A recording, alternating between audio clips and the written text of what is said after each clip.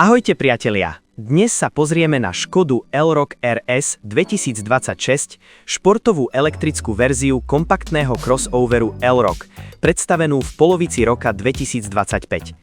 Vozidlo má dva elektromotory, jeden na každej náprave, ktoré zabezpečujú pohon všetkých kolies a celkový výkon 250 kW, teda približne 340 koní.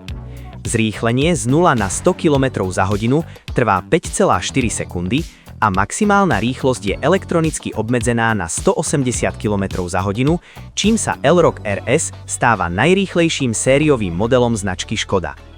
Batéria má nominálnu kapacitu 84 kWh, z toho približne 79 kWh využiteľných a dojazd podľa VLTP až 550 až 572 km.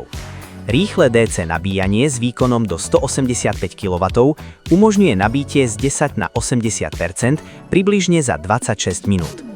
Výbava zahŕňa adaptívny podvozok DCC, výkonnejšie brzdy, športové nastavenie riadenia a nový RS design exteriéru a interiéru pre modelový rok 2026.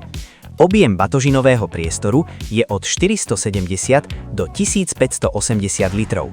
Reálna spotreba sa pohybuje okolo 18 až 20 kWh na 100 km v závislosti od štýlu jazdy. Ďakujeme za sledovanie, osobitná vďaka za lajky. Prihláste sa na odber, ak máte radi autá. Dovidenia.